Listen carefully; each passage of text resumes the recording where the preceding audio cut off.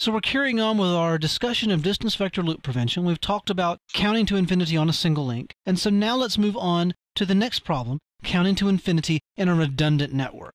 Now I know you might be saying, well, isn't this the same thing as counting to infinity on a single link?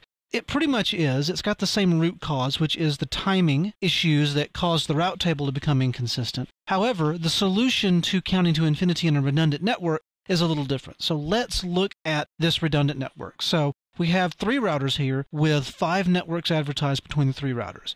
Everything's clicking along just fine until this link fails to this 192.168.23.0/24 network. Now, per the existing rules, router 2 sends a metric 16 route update to both of them, but we're going to look at this link to router 3 first. So it sends this metric update to router 3. At about the same time, router 1 sends an update for the same network saying, hey, I have a 2-hop route to this 192.168.23 network. Router 3 says, oh, well, that link was down, but I guess it's back up because you know about it now. And so he starts advertising a metric 3 route to that network going through router 1. However, about the same time, that metric 16 update comes from router 2 to router 1. So router 1 then marks the route as down. It then receives the route update from router 3, both of these routers do, saying, hey, I have a metric 3 route to this network, send all of your traffic to me.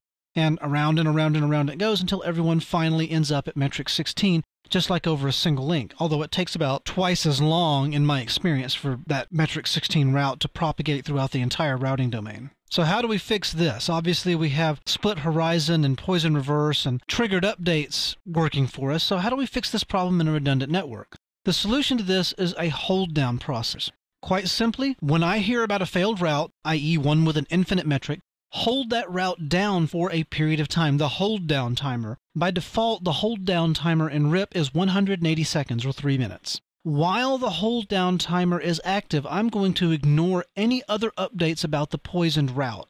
So in our previous example, when router 2 sent that metric 2 update to router 3 up at the top, router 3 would say, hey, this route's poisoned, I'm not going to listen to you.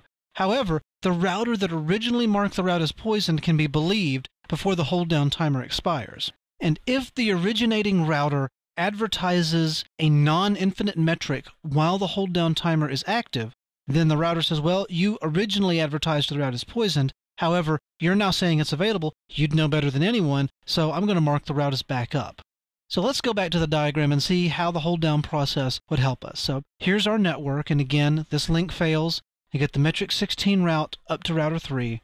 Router 1 now sends the metric 2 route. However, the hold down timer is active on router 3, so router 3 says, hold your horses there. You don't really know about this route because it's been poisoned from router 2. I'm going to ignore this route update.